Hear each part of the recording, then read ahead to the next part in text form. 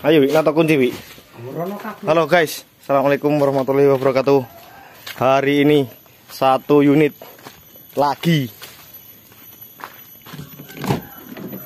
Toyota Daihatsu Terios yo, Terios Matic. Ingat gak beberapa hari yang lalu unit pernah ada di reel Instagram ya, susah itu. Dia punya DTC banyak dua yo. Yang pertama DTC nya mengarah ke Matic, yang kedua DTC nya over advance. Nah, kondisinya di sini kemarin kotor banget kan, kondisinya di sini kotor banget, dan DTC itu sekarang udah hilang karena kemarin waktu pengerjaan ganti packing valve cover baterainya dicabut, jadi kita nggak bisa ngasih tunjuk DTC nya yang sekarang. Tapi kita bakal kasih tunjuk si suara dari DTC tersebut yo. Dari DTC over advance atau overrated itu seperti ada pada timing chain yo. Bismillahirrahmanirrahim. Uhuy.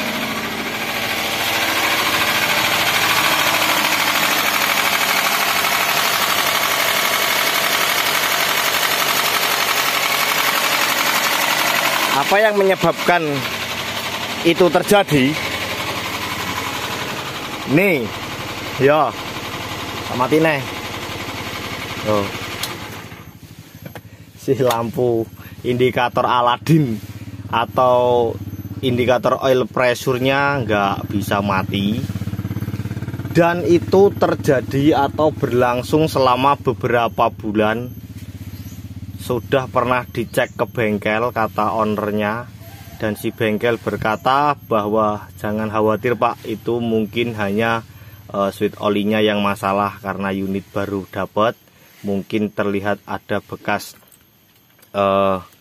air keras yo, sisa nyuci engine biasa di salon kan pakai air keras, mungkin begitu. Nah, yang paling menjengkelkan di kampung begini guys, ketika unit sudah parah begini dibilangnya nggak usah khawatir.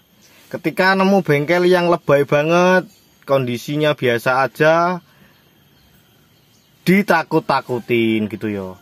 Oke, tak terangin bahwa kondisi itu bisa saja terjadi.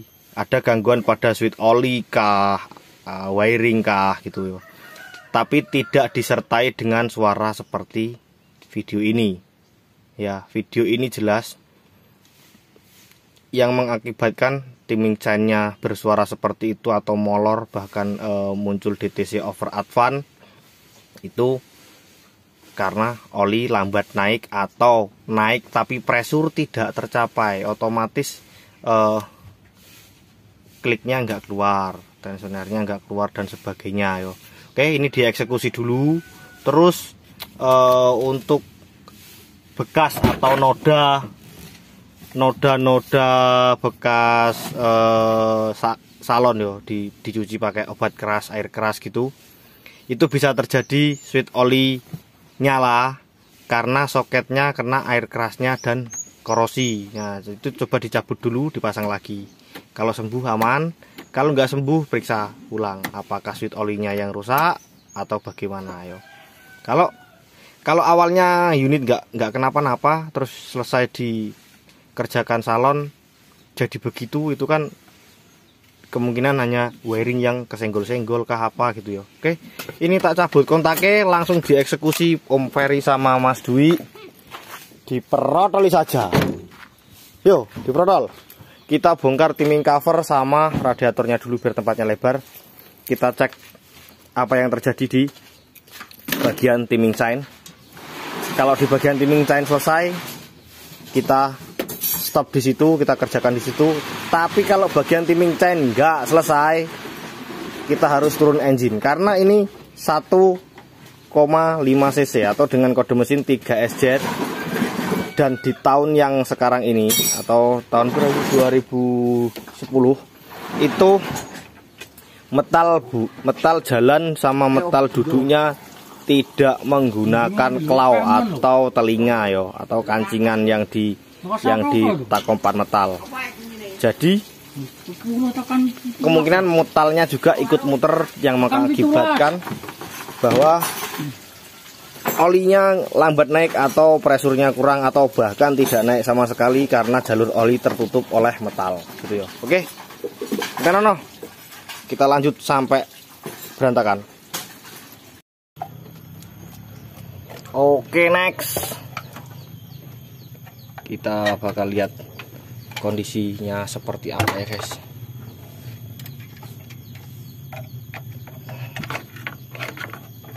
Kayak ngerotoli kabeh, guys. Tanah-tanah yo. Kita lihat. Setelah didudut mabrut. Ya Allah, ternyata, guys. Oke, ternyata kali ini kita salah. Timing chainnya aman yo. Aman yo, Om yo. Aman timing chain. Coba lihat. Loh. Kamu pengen lihat gak? Loh. Timing chainnya keluar 4 klik. Ternyata timing chainnya aman. Tapi apa yang terjadi? Oil slug oil. Ternyata sampai tebel loh, disikat gak bisa loh. Sampai tebel ya, otomatis. Ini sekarang yang rusak berarti bukan dari timing chainnya atau pompa olinya. Yo, kemungkinan yo karena metalnya ketutupan. Yo wis dibongkar ya, Om. Si gigi satu ini copot, yang penting sentriknya bisa keluar. Nanti kita nyobain pompa oli. Mantap ya, guys. Loh, bautnya aja sampai kering semua loh. Ya, moga-moga aja di atas di camshaftnya aman ya. Moga-moga aja sih. Dicabut aja.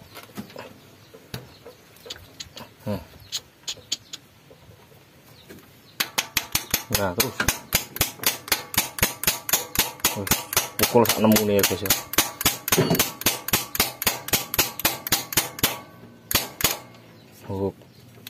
Saya kimoh apa deh? Moh ya, guys, tensionario. Tuh, sampai olinya menipu yo, menipu bautnya sampai membesar. Nah, kondisi seperti ini terjadi biasanya karena apa? Ya karena oli. Kenapa kok oli yang disalahin? Ya oli itu banyak sekali salahnya. Yo, dari mulai sugesti usernya lah, dari mulai anggapan yang salah gitu yo. Contoh yo. Ya Allah, nggak mau ya, guys. Macet yo. Rusak ora iki. Yo. Nah, ini berarti yang bikin kata yo timing chain yo.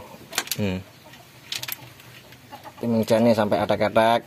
Berarti ini macet. Yo. Yuk lanjut oli. Lanjut oli, kenapa kok oli? Karena anggapan yang salah sampai sekarang pun masih jadi perdebatan dan tidak masuk akal logika pemikiran manusia. Seseorang di sana menganggap bahwa miring.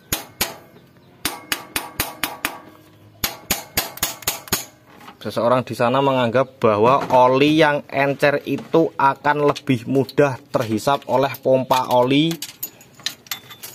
dan oli yang encer itu selalu disebut-sebut atau selalu dipuji-puji bahwa oli yang encer itu adalah oli yang paling baik, yang paling bagus, sebagus-bagusnya oli.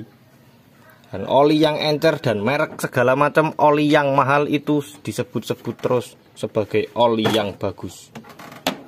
Ya. Setuju nggak? Enggak, aku nggak setuju, aku wong desa. Sepi nih. Nah, ini cepet sepi nih, berduduk kata tok orang dadak dicepot kalenge. Jadi begitu, ya. oli itu sebenarnya nggak perlu bagus, nggak perlu mahal, nggak perlu encer. Yang perlu apa? Yang perlu adalah sesuai atau cocok dengan kondisi lingkungan kerja mesinnya masing-masing. Yo, karena oli itu akan berubah sesuai suhu lingkungan yang terjadi pada suhu kerja mesin itu sendiri. Kan ngono toh, Ton. Yora. Di daerah tertentu oli encer bagus, di daerah tertentu oli kental jelek, di daerah tertentu oli yang murah bagus, di daerah tertentu oli yang mahal bagus. Nah gitu. Ora gur ngarep wae apa gur muni sak karepmu dhewe. Pokoke nek ora iki ora oline ngene yo. Sak karepmu nek mesinmu kaya ngene iki, yo kalau mesinmu terjadi seperti ini saya diputer iki. Jajal. Munggah apa oline? Yo muter rene yo. Coba dicek. Kita coba muterin pompa olinya, apakah oli bisa terhisap? Bisa. Loh, pompa olinya ngelawan-lawan loh. Yo. Ini pompa oli bisa menghisap, tapi tidak bisa mengirim. Kenapa tidak bisa mengirim? Lah dalannya bumpet tok. Nih, berat nih. Makin lama makin berat, makin lama makin berat, makin lama makin berat. Tapi nggak ada oli yang naik ke sini. Nggak ada yang kemana-mana. Loh, bahkan mungkin tidak masuk ke filter. Yo. Tuh. Makanya sweet olinya nggak mati nih. Ini ada pressure nih loh nih. Saat. Kelihatan nggak ngelawan-ngelawan pompanya? Tuh. Ada pressure. Tapi olinya nggak naik. Ya berarti metale bumpet. Yo, ya wis lah. Udah ini nyampe sini aja. Nyampe sini aja. Kita lanjutin besok. Ini buat laporan owner bahwa mesinnya harus kita turunin. Yo, kita cek bagian metalnya. Kalau pompa oli aman, insya Allah jamin. Soalnya jarang aku bongkar mesin gini ganti pompa oli yo. Tapi nanti kita lihat apa yang terjadi. Ini pompanya masih pressure kok. Masih bagus kok.